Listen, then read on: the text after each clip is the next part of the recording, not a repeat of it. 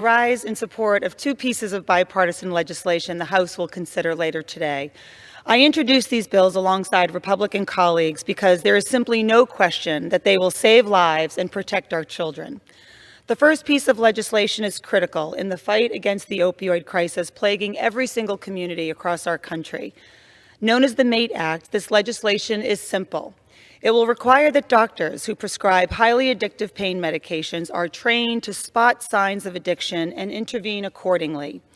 Healthcare professionals often interact with and have opportunities to provide effective treatments for individuals suffering from addiction, critical opportunities to save lives. But far too often, those chances to help are missed. In fact, research has shown that most clinicians could not confidently diagnose and treat patients with substance use disorder.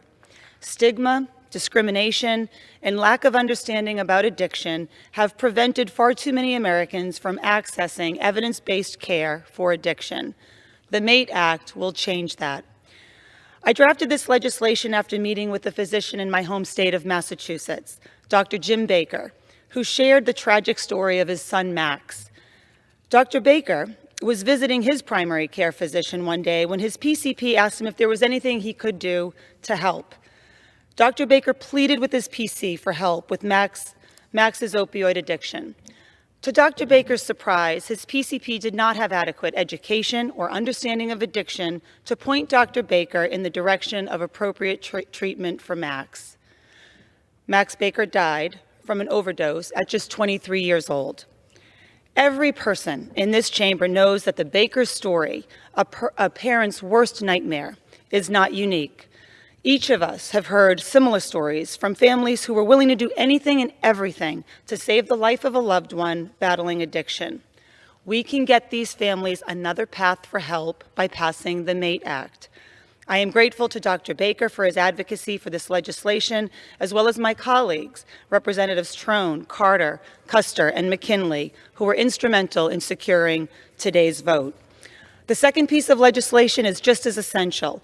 My bipartisan bill with Ranking Member McMorris-Rogers, Congresswoman Axney, and Congresswoman Kim doesn't need a fancy name, it just needs to become law. That's because it will extend and strengthen key youth and young adult suicide prevention efforts.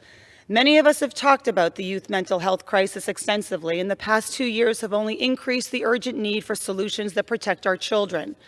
That starts by authorizing the Garrett Lee Smith Memorial Act and the key programs it supports to provide mental health resources, bolster suicide prevention efforts, and end the stigma associated with getting help.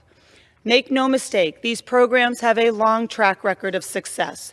Study after study has proven that these initiatives have significantly reduced youth suicide rates for young people and saved tens of thousands of lives. We must ensure that these programs continue, and I urge my colleagues to support this legislative package so we can do just that.